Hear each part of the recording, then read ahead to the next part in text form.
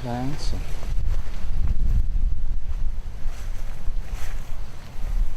Oh, bananas need some water. And we've got some these pumpkins. Yep. Tobacco's not being harvested, that's for sure.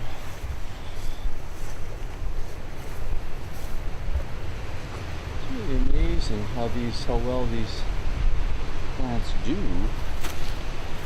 on their own here.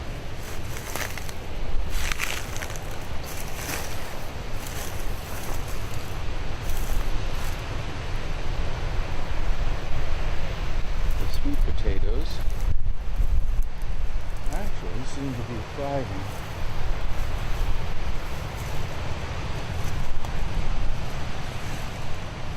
Yeah. That's the beauty of that plant is it's a food source that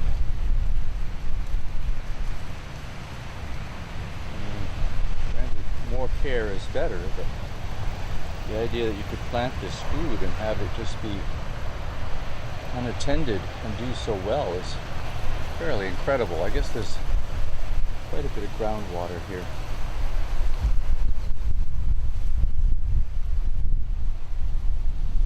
Good work, Abel.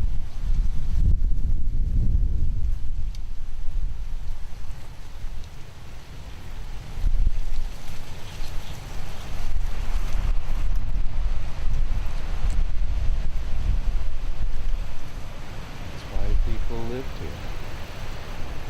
Food. Well, when the boat stops coming and the grocery stores are all shut down, you'll know Abel was right. It's important to plant food.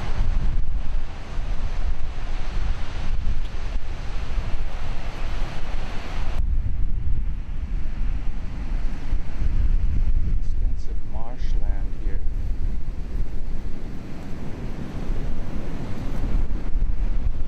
Water running back out to the ocean. Comes from this underground. Right here, look at that. Basically that's flowing right out from underneath that garden.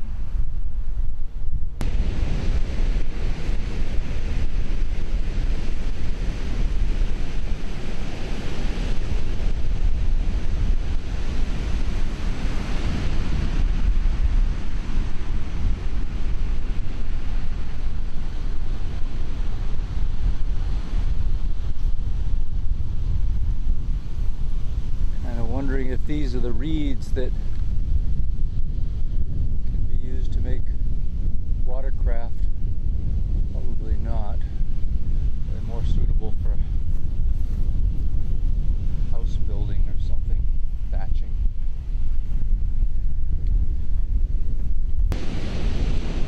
Abel's old beach house.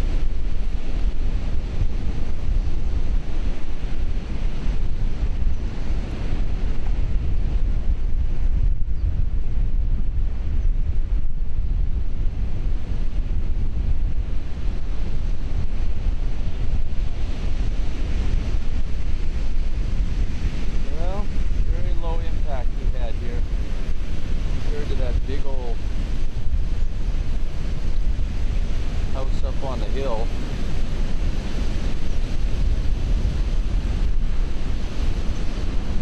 This is a pretty small footprint for a family. Well, this is interesting. Horses. We had horses here, lots of horses. Or at least horses dancing around. Huh. I guess the horses came to drink. Did they shit?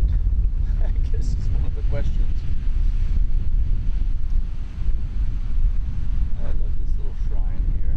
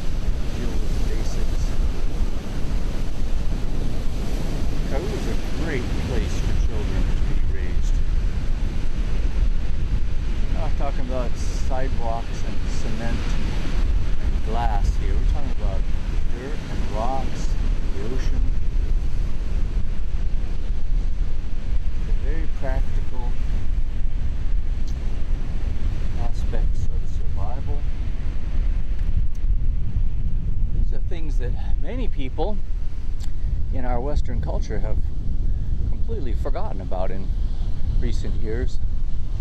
Everything's mass-produced in factories, and then you buy it in the store. So that cause and effect between planting and harvesting, between how do you get your water, where you put your shit, how do you stay warm at night. They seem like very simple third world kind of considerations, and yet it is those basics that, and how people deal with them, that define a culture. And like this plant here. This plant is here because someone needed to be able to make baskets, weave sandals, make mats. This lohala is a very practical plant. A very good source of fiber for making practical things.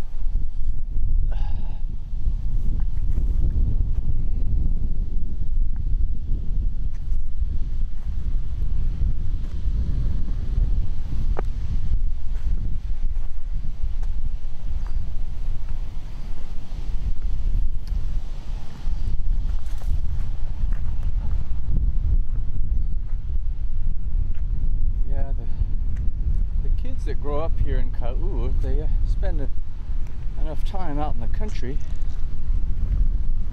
they grow up tougher, healthier, more self-reliant, and in general more direct, honest, and reliable, because they've seen the practicality of all that firsthand.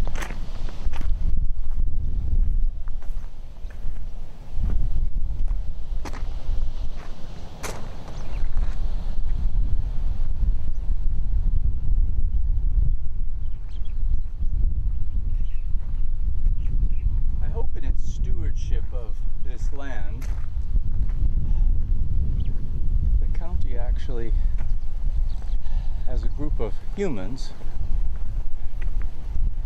can in some way formulate and remember the value of the rawness, the simpleness, the unpavedness of this.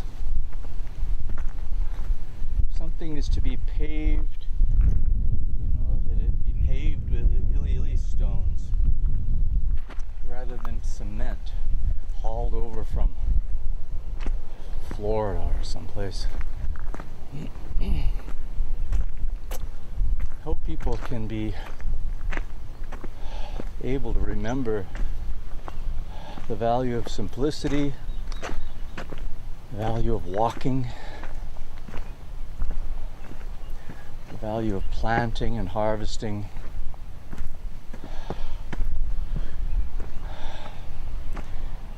that most parks fall under the rubric of recreation, and it's kind of a catch-all word, but probably bears some investigation.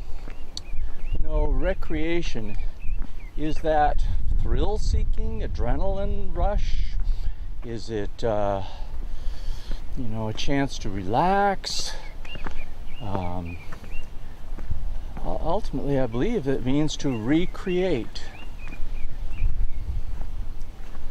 Now, in that sense, I would say that Abel was doing a hell of a good job of recreating Hawaiian culture right here on this land, and that his example of how to recreate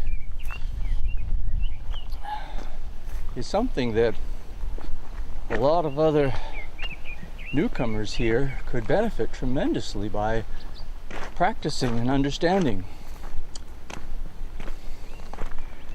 that recreating is actually more than just putting your beach chair down, an umbrella, and sucking down a few beers.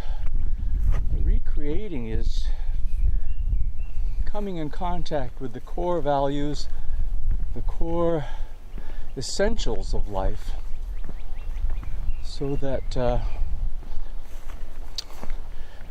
your life is reestablished on a foundation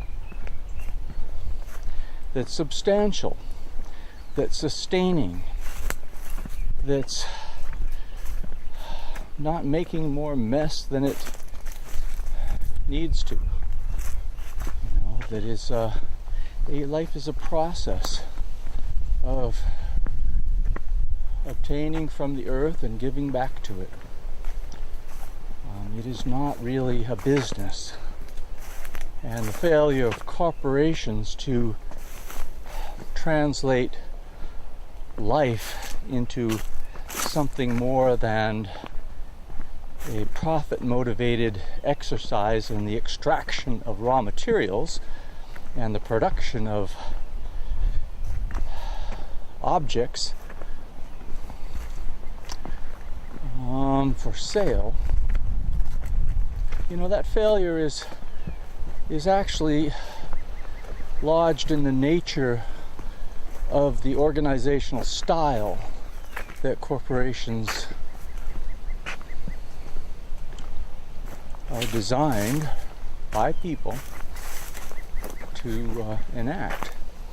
So that style, from reading any newspaper over a series of years, you can gain that style is ultimately quite destructive and transformative of the land. It does not restore. It extracts. It supplants. And ultimately it ruins the natural world that it is dependent upon. And I think that it is the example that Abel shows here at Kawa of living simply with a small footprint and respecting and truly stewarding the land.